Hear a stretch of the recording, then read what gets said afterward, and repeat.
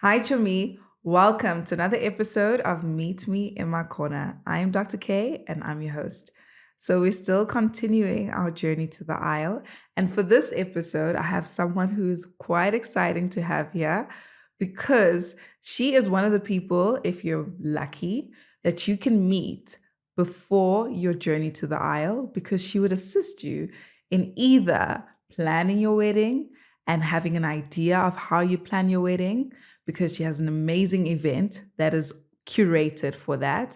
But she's also a bridal stylist as well as an owner of a bridal company, if I can say it as that. Or must I call it a bridal boutique?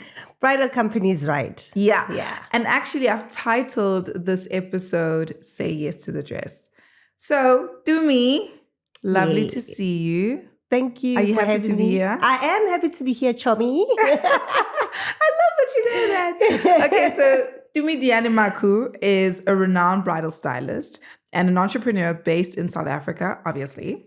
With over 12 years experience, guys, listen to that, 12 years. She's established herself as a leading figure in the luxury bridal industry.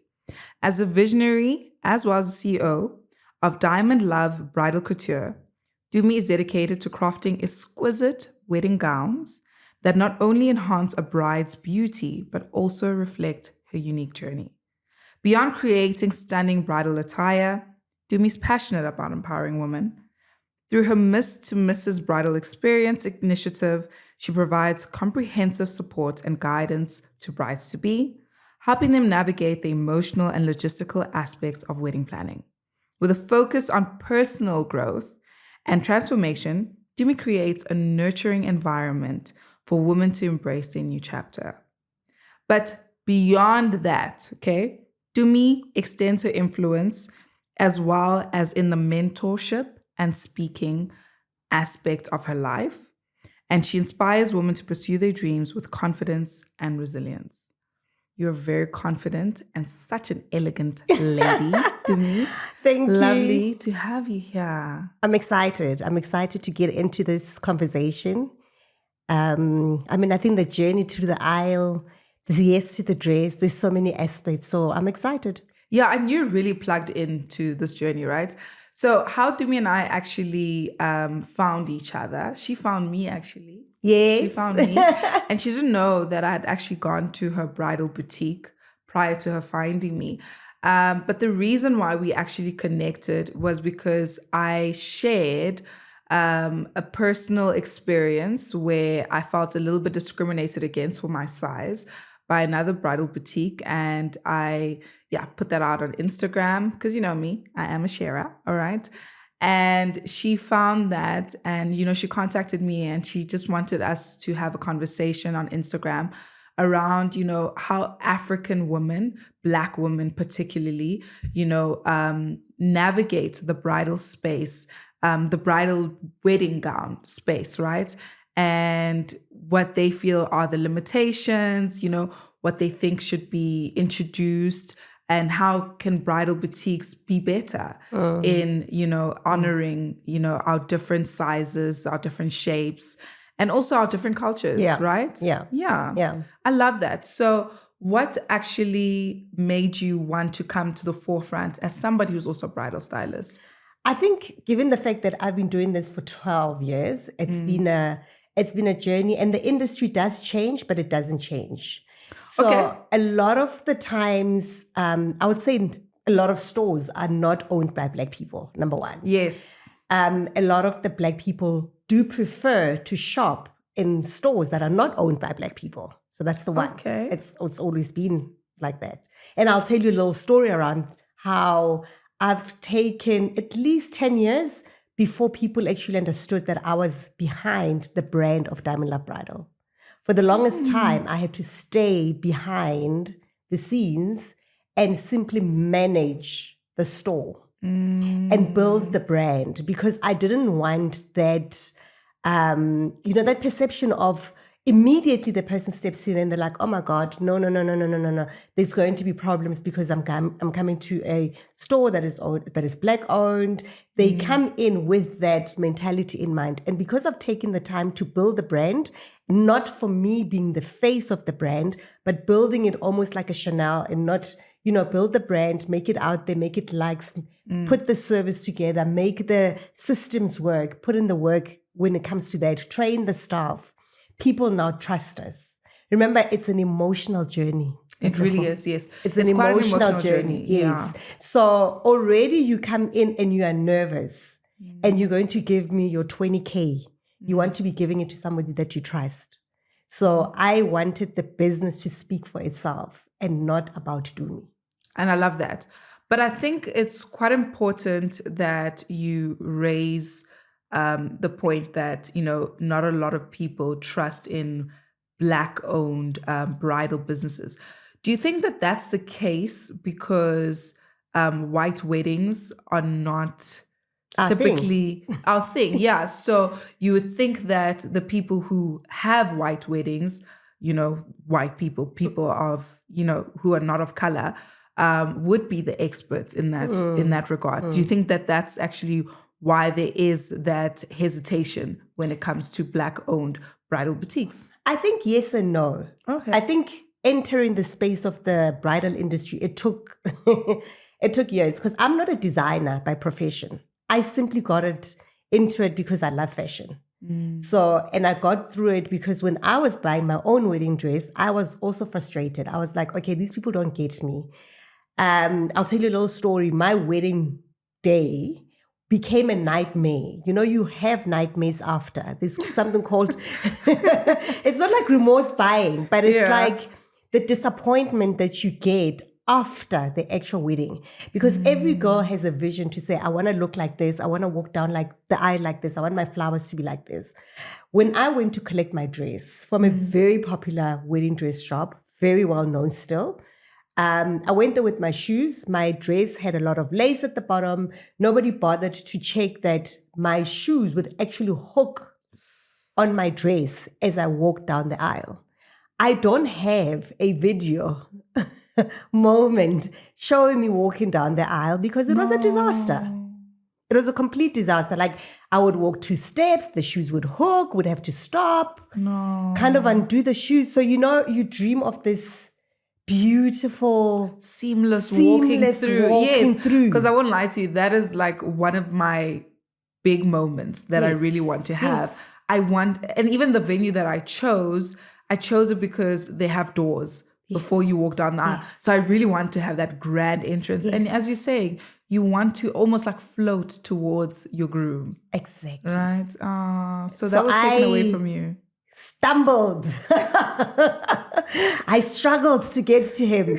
But maybe that's part of my story, Yeah. So because of that, afterwards, it took me months. I mean, I needed to have counseling because I just really hated the moment. I didn't want to watch my wedding video. The wedding was great, but afterwards I thought, oh my God, this was the moment that I really, out of everything in the wedding, this was the moment. And it's your moment. And it's your my only moment. Exactly. And I wasn't young when I got married. I mean, I was in my deep 30s, So you had waited and waited and waited, and finally the moment has arrived, and it's not that perfect moment. So I took a step back to say, okay, you know what? I like this wedding dress business. I like the dresses. I like everything. And I can see where it's gone wrong. Because when I was shopping for my dress, I wasn't even shopping locally. I was looking everywhere. I was looking overseas. I was calling factories. I knew who Pronovia came. I went deep, girl, Wow. And I think that's where the passion came in. And after my wedding, I was like, okay, I actually want to do this. And I want to do it properly.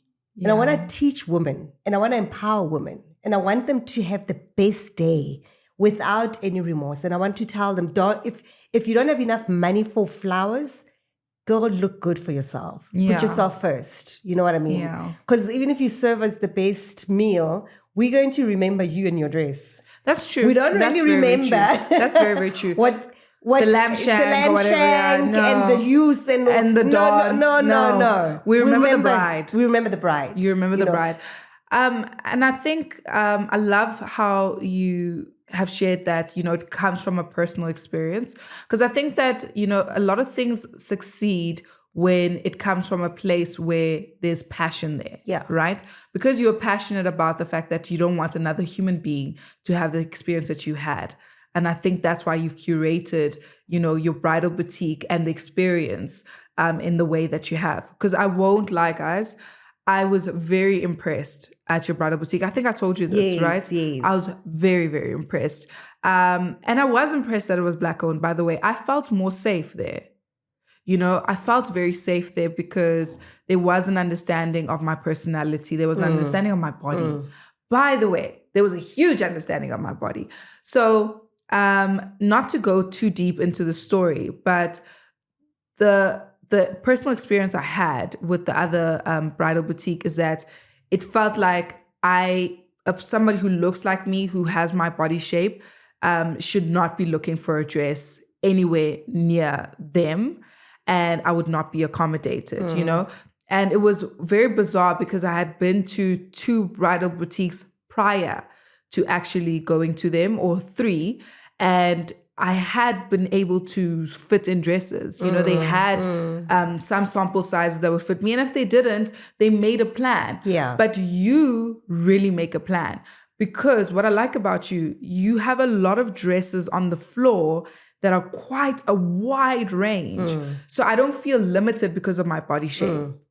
I don't feel limited in terms of like, what am I going to see? What am I going to look at? Because people don't realize that you need to actually get into the gown and you need to see it for you to really understand. Looking at it on a rack or on a what's it called again? A mannequin. Yes, is not it's enough. the same. You have to visualize it. And everybody wants that experience. Yeah. You want that say yes to the dress experience, right? And I was really impressed by that. And I can see that you have thought about those details, because even certain things that were outside of the dress, your stylist, Bridget, Bree, she would even note that, like, no, Katli, don't go with this kind of a veil. Let me tell you why. It might hook onto this. Yes. You really want this necklace. You want this. You've taken everything into consideration. It's not just a sale to you.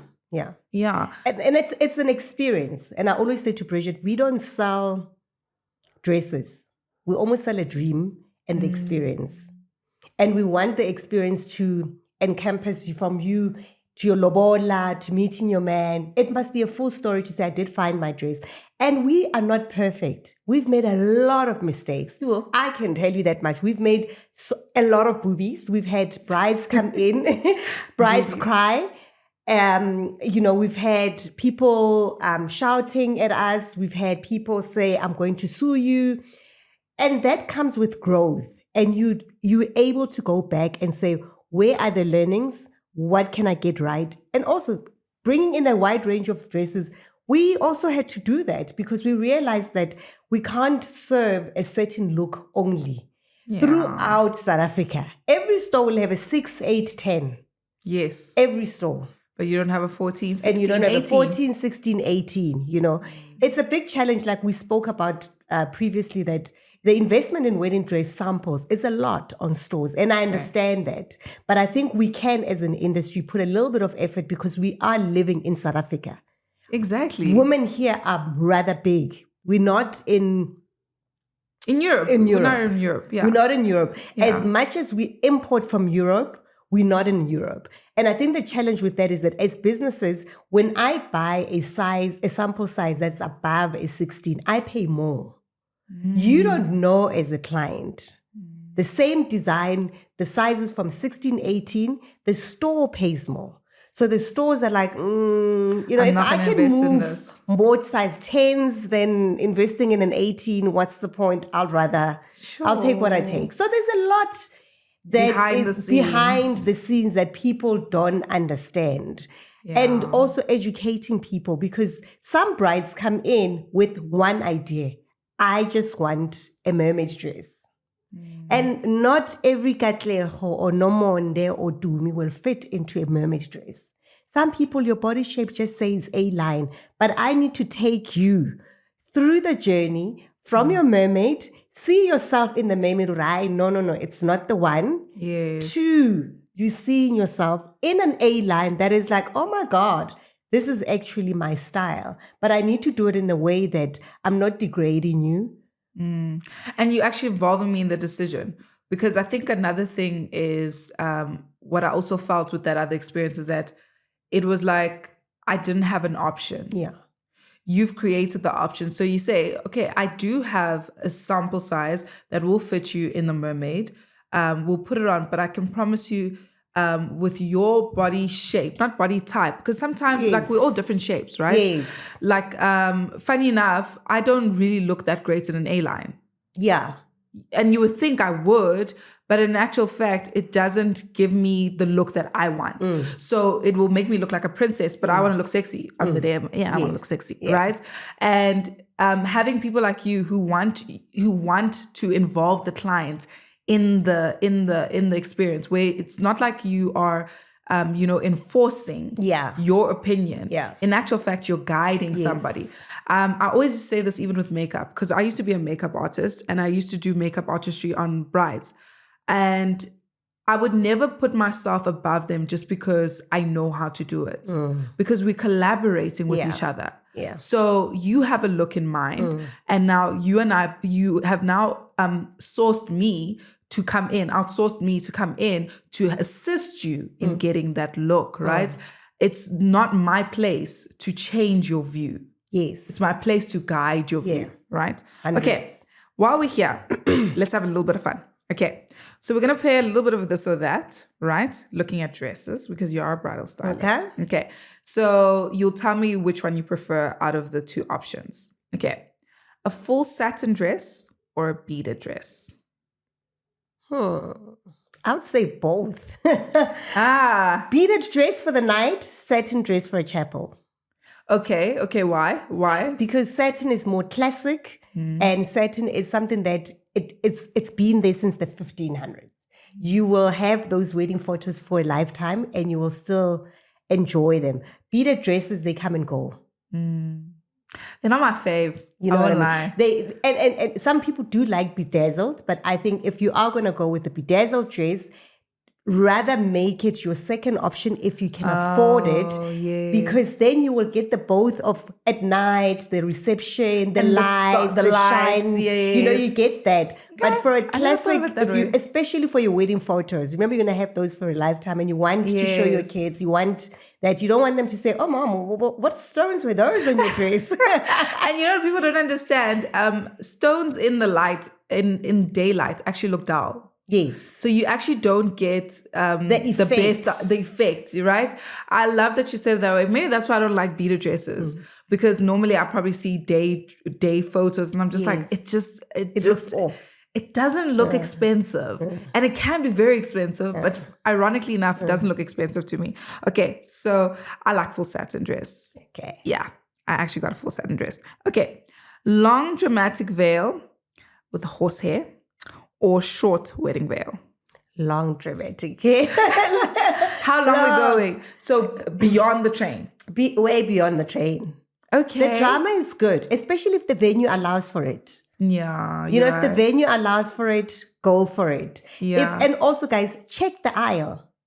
Yes. Where you going to? Because sometimes you choose a dress, you choose a veil, and you haven't considered the aisle that you're going to be walking down. It probably and clashes. Then it's all squashed up because it's so narrow. And you've got this huge veil on, or this huge dress. So make sure that your wedding venue also comes into account when you're making that decision. That's a good one. I didn't think about that. Oh, no, I did. Okay, there was one venue I literally said no. No, it's not going to work, because they didn't think about that. They didn't think about their chapel. Yes. It's the wildest thing. Like, they didn't think about the aisle. Isn't that like the thing with weddings?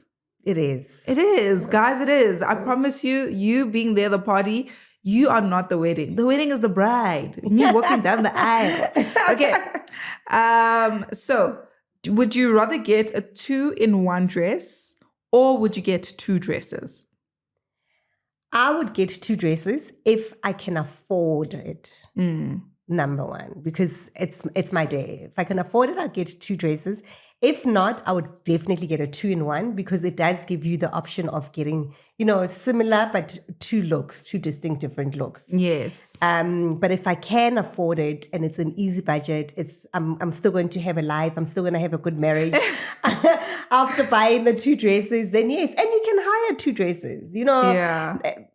90% of brides that buy wedding dresses, they come back to us and say, "Can I sell your wedding dress, my wedding dress back to you?" Yeah. Which is typically a no. Okay. I do want to talk about that, and I think I'll loop that back in. Oh, actually, it's here.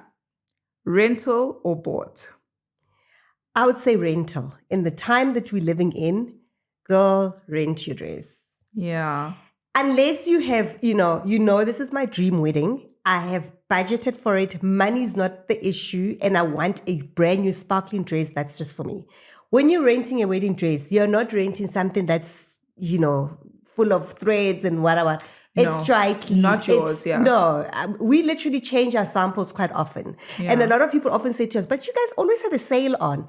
When we have those sales, we change in samples. It's a sample. So we sell those dresses off, and then we bring in the favorite styles again, maybe in bigger sizes, maybe in smaller sizes, depending on what the stats tell us. So if we know that one particular style was very, really popular, but bigger people couldn't fit into it, then we bring it in a bit. It gives us an opportunity to sell off the smaller size and maybe even bring in 2, because we need to rotate the stock. Yeah, like so your Elizabeth. Yes. The Elizabeth is actually the one I'm wearing for the podcast shoot. I love that. Yeah, sorry. Yeah. I interjected you. So we keep the stock rotated, and you literally walk down the aisle with a fairly new dress. Okay. So I loved that concept. I know there's another bridal boutique that has the same business model as you do, because actually Diamond Love Bridal, the reason why I put this there, they do actually have rental dresses. And it's very rare to find rentals actually at your price point. Yes. By the way, because I have gone to another bridal boutique and their rentals were still very high. They were like the 30s. And I was like, then I'd rather just buy it. I really wanted to rent my dress because I saw the amazing samples that you had, and I was so obsessed. And I think that it's still something I will consider probably for my second dress. But for my first dress, I decided to then buy it because I wanted a certain style. Yeah. And unfortunately, I couldn't find that rented. But yes, in the economy that we live in, guys, rather rent. Dresses are just too expensive, or get somebody that works. So a tailor not a tailor, but like a seamstress that works in a bridal boutique, and speak to the bridal boutique and give them your design, because then you guys can do it at a cheaper. Yes. Yeah. But we also, not cheaper, but like, if it's 100K, you could make it like 60K. Yeah. But we also offer an option where you can hire a brand new dress. So in that way, we bring in the sample. It will be at a higher fee. Yes. But you will get it brand new with the changes that you'd like, and you will hire it from us. I love so that. If the hire was, say, for example, it was 15, you would get it a new one at like 20. Yeah. Yes. Which is still a good price. Which is still a good price, because a brand new one, if you were keeping it, would be like 35, 40. Yes.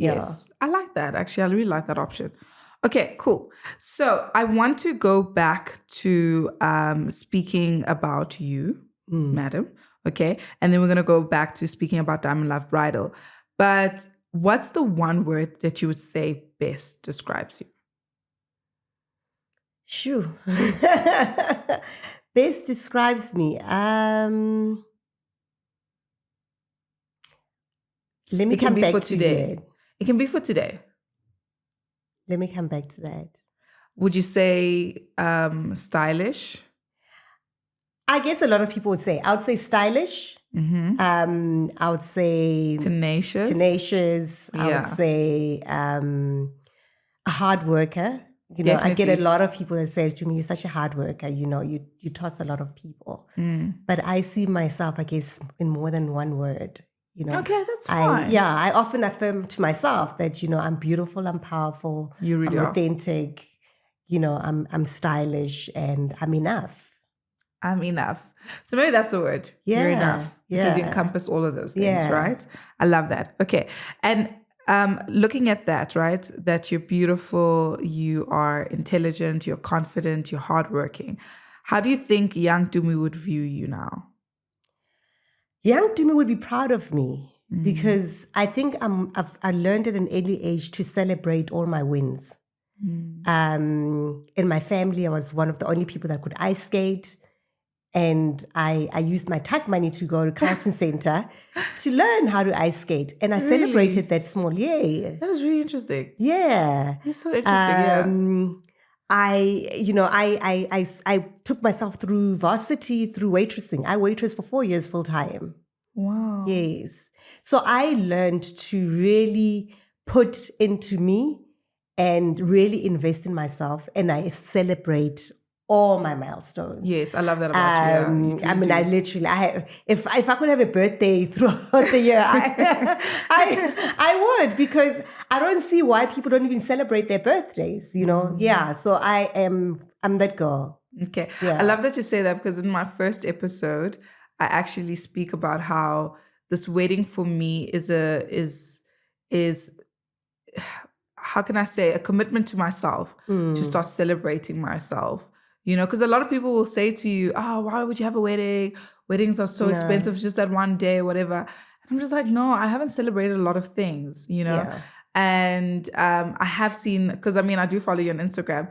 You're a really happy person. I mean, obviously you probably have your off days, but you really celebrate your life. It looks like you're somebody that's really given into the human experience and you really just trying to make the most of it, you know, Absolutely. with the both ups and the downs. Yeah. I love that about you.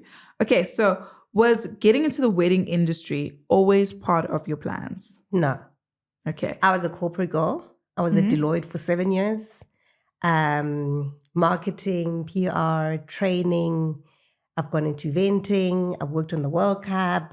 So, Wow. yeah. So I've worked on big eventing projects as well. I worked in the sporting industry. So fashion was always there because it was a passion. And if I think about it from a young age, I loved dressing up. I mean, I was that 6-year-old that would dress up, hair always made. I'd spend hours on the mirror. My mom would be like, yeah, people used to call me Smart Sata. I promise you, that's how, you know, they'd be like, where's Smart Sata? Because I want like a little bit of Vaseline on my lips. So I think when you are young, you don't remember some of these things. But as you grow up and you reflect, They start coming out. those yeah. things that were there, that you were born with, they start coming out. And that becomes what your purpose is. I love that. Yeah. That's true. That's very true. That's very true. I'm seeing it now, even with myself, that I can't run away from communication. Yeah. Like, as much as, you know, I want to do all kinds of things, but I always will come back to communication. And I think that's why I actually started the podcast. Okay. So since now you're in the bridal industry, and I actually want to talk about Diamond Love Bridal, right? So you've told us what inspired this business venture from your own personal experience. But what would you say right now is inspiring you to continue on being a part of a woman's journey in this way? I want women to know the difference between a wedding and a marriage. And the store provides the doorway for me to have access to women that are going on that journey into marriage. And my passion is to actually make women understand themselves before they say I do. Because once you've taken that role as a wife, a lot of things change. And you need to prepare. And that's the reason why I actually founded the Miss to Mrs. Bridal Experience, to give women access to the information that they don't really, you know, think deep about, you know, marriage contracts. What marriage contract are you going to be signing? Your finances. Are you talking about money with your partner? You know, a lot of the time people come, we've had a lot of women that come in the store with their man to come shopping, which I'm not a fan of. Yeah, same. But they do it. But what transpires is that the man will say, oh, no, the dress is expensive. And the lady will be like, no, but it's my wedding. So then that shows you, have you actually had the conversation about our wedding and the budget? Because if you don't have if the two of you are not aligned, that we are here to purchase a wedding dress and our budget is 20,000. If I left the house with you or whichever, and you actually don't know what your shopping budget is, that's a then problem. it's a problem. Then it tells me that these people are actually not talking money. They're not communicating. They're not communicating at all. We have men that say, no, she is going to get married in a ball gown. Whether she likes it or not, I want a queen down the aisle. I want her in a ball gown. We have families that come and say, well, she's getting married into our family. And in our family, this is how we do it. We do it. And this is how our brides look. So there's so many levels. And if you suppress your feelings at the point of the wedding, the starting point, going forward, there's many challenges. I love that. And I'm glad that you've actually tied us into our next topic, talking on Miss to Mrs. experience. When did you found Miss to Mrs.? 2018 is when we had the first event. I remember it was at Toberry Hall. And that was attended by, for the first event, we had 100 women. And I was also just as shocked in 2018. And it's just growing and growing because people are seeking guidance, people are seeking information. What you think you know, when you leave that event, you actually don't know, because the topics are so broad, from feminine hygiene, which is also one of the things that we're bringing in now, to people saying, oh my God, I didn't know that this actually existed. The last event we had in Cape Town, we were talking about cervical cancer. And people were like, oh, I didn't even know that, and you'd think the information it's out really there. Available. It's readily available, but putting women together, really empowering them, making them look within, is what we need. I don't want an event where I leave and I'm like, why did I come here? For me, that's always, because I get invitations all the time. The first question is that, why am I going?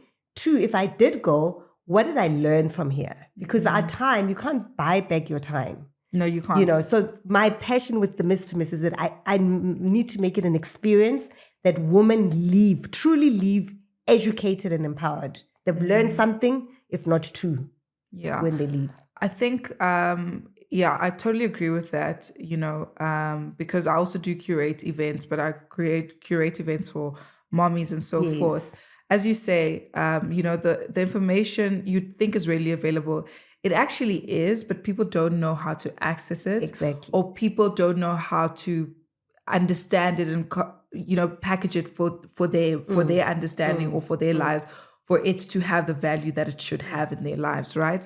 And I also think that when I entered this phase of, journey to the aisle, I actually started to realize there's a lot that actually goes into not just the wedding, but also the marriage. And once I say I'm on this journey and I want to get into the marriage, do I really feel equipped enough to do so? Am I having the necessary conversations? Is the conversations accessible to me? Because what I also found is that people are a little bit like, to their chest. Yes. About even like just the planning of the wedding. Like, asking somebody like, oh, how much did you pay for this? It's like, it's taboo. It's like, no, you don't ask that. But it's like, why not? Why not?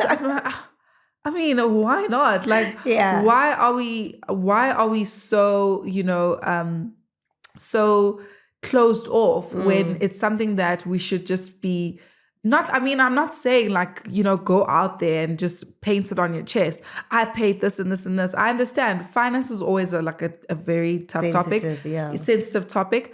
But I just feel that, when you're in this space, you do need some sort of guidance and understanding because, as you say, it's an emotional journey. And there's a lot of salesmen that play on that emotion. And you can find yourself going down a path where it's more expensive than what it should be. Yes. Or you are doing things that you shouldn't really, or you don't really want to do, but it's because you don't have that information. 100%. Yeah. And I think, if you take the marriage and the wedding, at your house, they're more happy for you that you are getting married. Nobody really sits you down and says, so my child, Are you getting married in community of property? Or are you signing a nuptial contract? Is it with accrual or is it without? No, everybody's like, oh, so lenyalo lening, when is it happening? Where's the venue? What dress are you, you know what I mean? And a lot of decisions are made from an emotional perspective, especially for women. We are so happy when he gives you the ring that sometimes we forget. We have focused on the love and not the marriage. Marriage is a contract, guys, that you need to understand that you're getting into this institution. into this institution, and you need to have made the right decision. The wedding will be done. Your dress will look beautiful. The wedding will be done. And my passion is for that. You're going to come and see me and say, we're renewing our vows in 10 years' time. Not that, you know what, I don't want anything to do with this man. I don't want anything to do with marriage. I was tricked into this. Understand all the things and ask the difficult questions, you know, speak to people, attend events that will empower you. And that's how will start growing a new society of women that are making better decisions, especially women. Okay, so the last question I want to ask in regards to the Miss to Mrs. experience, and then you're also going to tell us the date of the next one, right? Is what are some of the common challenges that you found that brides face? And how do you feel that the Miss to Mrs. experience really addresses this?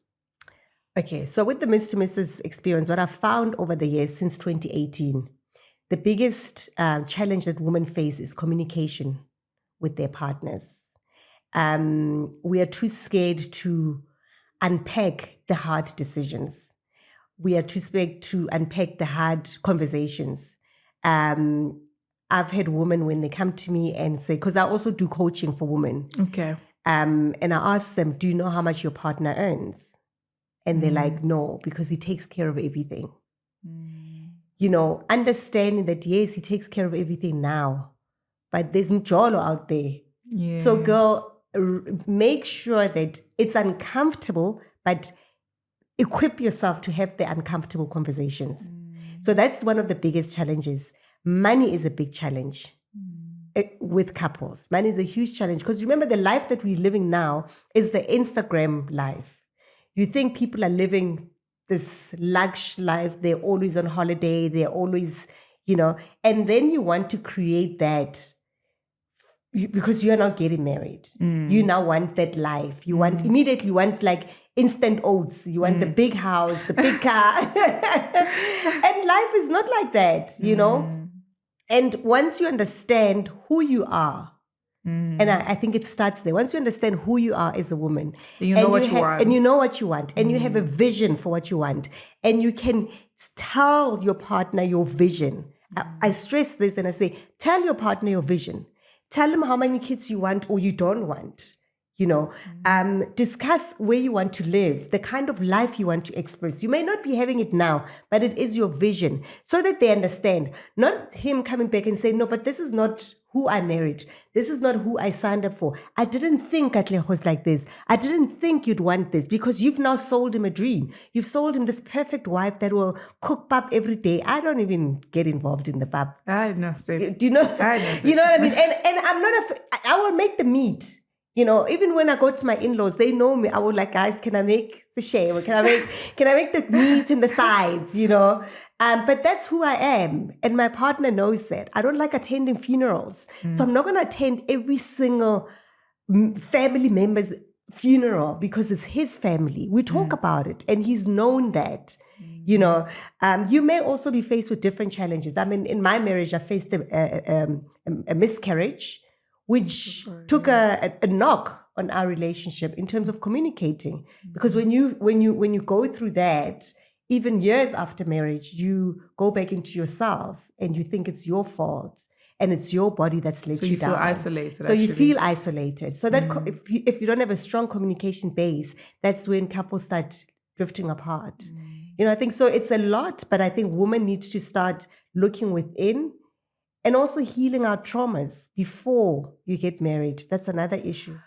But do you think you can heal all the traumas before you get married? Because I don't think that's possible. No, but you're able to say, I know that I have one issue and I'm going to invest in a coach, or I'm going to start reading, or I'm going to start going on meditation. So it's a long journey, but you can't leave the trauma without facing it. Yeah. And then expecting that now your Tumelo is now going to be your father, because now you've had this father figure issue trauma from the past.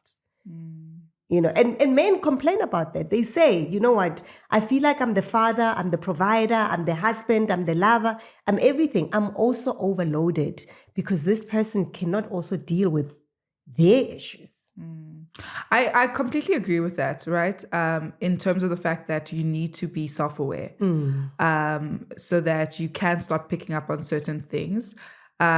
Will it make it easier? No. I think that, we also spoke about this in another episode where I had Talama, who is a psychologist, and she's really, really invested in couples. And she spoke about how, relationships, or rather a marriage, is a mirror. Acts as a mirror. And sometimes seeing yourself, if you're not aware of yourself, if yourself is very foreign to you, or seeing yourself is very uncomfortable for you, you will struggle in your marriage. Absolutely. Right? And I completely understood what she was saying, because I've already done that. We've already done that in our relationship. So in my context, what actually has made a lot of sense is being in a relationship for a very long time before we got married. Yeah. I am so glad we took this long. Yeah. I am so glad he didn't listen to me when I first met him. Like, in a year, we better be married, because I didn't even know myself then. No, honestly. Yes. I mean, I was one of those people who I flight, like I fly away from problems, right? Not going to work. It's not conducive when you're trying to build a relationship, right? Or a family. Sorry. And I had to learn myself in a relationship. I had never been in a long-term relationship until I met my partner. He had been prior, and he's older than me. I mean, he's 7 years older than me. But there was a lot of growing up that we had to do together with each other. And that's why I even say that our marriage for me feels like a graduation, because we have learned so much. It's like we were in the University of Katlego and Tumelo's relationship, and we have... Yes, listen, each course we are trying our best. Yes. Some places we failed, Yana, and we needed to, do a SUP, and other places we really got distinctions. But the places where we really found ourselves really struggling are the places that we have found a great need to address. And I'm glad that we looked into those parts of ourselves. Yeah. So I really agree with you. And communication definitely is the thing. You have to communicate who you are. Yeah. You have to communicate who you want to be. Yeah. You have to communicate who you aspire to be with. Absolutely. As well. Because it's a very difficult, and it can cause so many issues when you have expectations of somebody. Because remember, expectations is a function of disappointment. Yeah. And those expectations are not communicated well enough in time for the person to actually figure out if they could meet them. Love that. Okay, so when is the next Mr. Mrs. Experience? So we have 2 left for the 2024 season. 21 September in Botswana. Well done. Yay, so, I love the Botswana people, by the way. They're my fave. So it's our first one outside of South Africa, 21st of September. And then Joburg Girls, we're ready for you on the 12th of October. I can't wait. At the Fortress venue in Joburg. And I'm excited that you will be joining us as one of our speakers. So can't wait. That's going to be amazing. It really is. It really is. And it's come at the perfect time, obviously, for me. All right. I really loved how our conversation started. I love that we spoke about the say yes to the dress moment and what, is involved in all of that. But I also love that we really got into the heart of what it actually means post the wedding, because, we don't want to be stuck at just the wedding. We want to have the marriage, right? But I just want to ask you, Tumi, what's the last piece of advice that you would want to share with a bride-to-be? And I want you to give me one piece of advice in terms of a bridal stylist advice, and then also from a Miss to Mrs. Experience advice. Okay, so from a bridal stylist advice, I would say do your research. Okay. Thoroughly. Do your research and take your time in developing a vision for your wedding. Like you have a vision board for your life. If you do have one, do a vision board for your wedding and then set the budget for this vision board. And then phone stores, find out, interview them. Guys, you are spending your money. Don't be scared to phone and say, so Diamond Love, what is your price range? What sizes do you have? What do I get when I come for a fitting? Am I doing this alone? Do I have a stylist? How long is the appointment? So do that research, and go to stores that celebrate you. Yes. Because it's your money. Go to a place where you're going to feel comfortable and they're truly going to celebrate you and your journey. Can I interject there? Yes. Look at the Instagram. No, honestly, because even with this bridal boutique where I had that very negative experience, Yes. I did look at their Instagram and I did question, would I fit in here? Because I didn't see even one post that looked like me. Yeah. And that was my biggest mistake. But you are right in also interviewing the place. I think we think that people sometimes are doing us a favor, or let me rather speak for myself. Yes. And we forget that this is a transaction at the end of the day, and there's two parties in the transaction, right? And both actually need to benefit. 100. And that transaction can happen with anyone, and you don't have to make them feel their opinions and them be bigger than your vision, right? You both need to have a place in that transaction. And I think we need to stop doing this thing of, allowing other people to tell our stories or, to change our vision because we really want to help them get the sale, right? So make sure that you're making an informed decision about whatever aspect of your wedding day. I like that. Yeah. And it doesn't have to be the most popular store because people also shop by store name and then they become very disappointed. We get a lot. November is coming. A lot of brides that phone us and say, my dress hasn't arrived. They promised it 6 months ago. They haven't refunded me. My money is gone. Yes, Katleho. What? I'm talking if about that happens to me, I'll die. I'm talking about the top stores in SA. I can really. Yes. Okay, we're gonna have a Scams conversation and offline. Yes, lots of scams. What? Yes, I know November is the season for it. The dress arrived. It's not the dress that I fitted. Yes, I would die. That's basically, so if you're buying on brand and you haven't really researched and you're buying because it's a certain store and it's popular and it has a lot of followers, do your research. That's not where it all ends. What does the research look like? Okay, please give me that. What does the research look top like? 5 research, where they're located, what styles do they cater, sizes, price point, are they on your price point? What experience do they give you? And also, how many fittings are you allowed? If you're hiring a dress specifically, can I fit until I'm 100% sure? Or is it just, okay, now your dress has arrived, fit the dress and off you go? Because okay, I don't think of that. Yes. The amount of fittings, I don't think of that. No. There's some where there's limitations to say, no, Yes. we can only you only get 2 alteration fittings. You need to have as many until everything is fitting in. My girlies must fit in, everything must fit in, and I must be happy, not limited No ways. to, so those are some of the things, Yeah. How many people can you take to your bridal appointment? Also, guys, please, I beg, do not take a huge entourage to your bridal appointment. You're going to get confused. Please. You're going to get confused. You also have a lot of jealousy that creeps in, especially with women. A lot of envy creeps in. And even the dress that really looks good in Katleho, some will sit there and say, you know what, Kat, this is not for you. Yes, we've seen it. Also, ladies, when you go for your bridal appointment, etiquette, please, beautiful underwear. You're going to get naked in the fitting rooms. Just take a little bit of time to dress. People say, what must I wear? Your matching sets. You can wear your shaper when you go for a bridal appointment. You can take your high heels, similar size to what you would wear on the day. So those are some of the tips because people arrive and they're like, Yeah. Actually, they're a little bit uncomfortable because now you have to get undressed.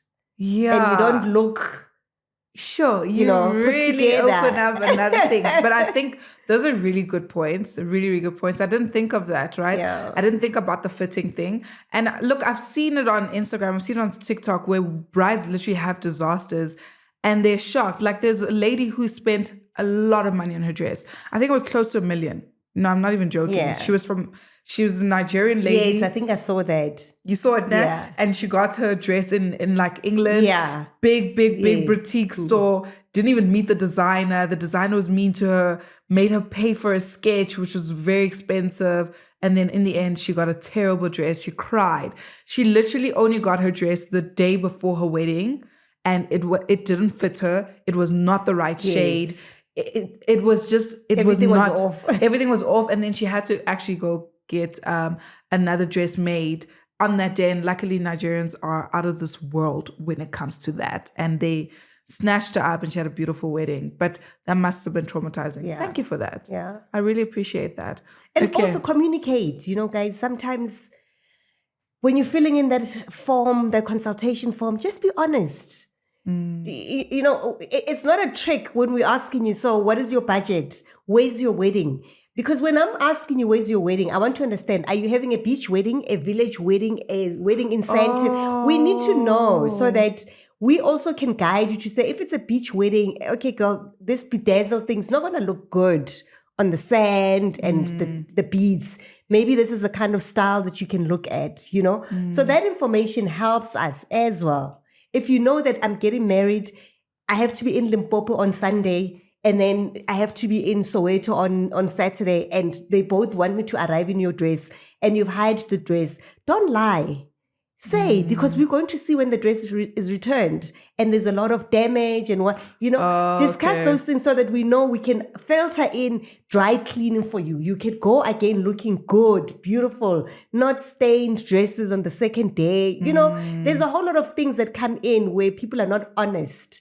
And it's not like the stores are going to charge you a huge fee. It's only to make sure that it actually saves you, because you return the dress, it gets dry cleaned. You may change a few accessories so that when you get Kobukhading, you look good again, Okay. Yeah. That's really, really good advice. And I think we're going to leave it there. Yeah. Because our time is up. But that was super, super great advice. And I think I also received that kind of, experience in your bridal store where there was not just me fitting, but there was an element of getting advice and helping me really look around everything surrounding the day outside of the wedding gown. Okay, I just want to say thank you, Tumi, for joining us. You've left us with a lot of nuggets that I think are so useful. And hopefully I will be seeing you guys at the Miss to Mrs. Bridal Experience, especially if you're going to be at the one in Joburg at Fortress. Okay. Yes. I will be there. 12 October. Yes, 12 October. I will definitely be there. But where can people find you, Tumi? They can find me on Instagram, Tumi Deane, TumiDeane. They can find me on Miss to Mrs. Experience on Instagram as well. That's where you can get all the information about all the events that we do. And links are on there for purchasing tickets as well. Okay. Thank you so much. Okay, Tumi, thank you for joining me on the coziest corner on the internet. I hope to see you again next week, Wednesday. Okay, bye.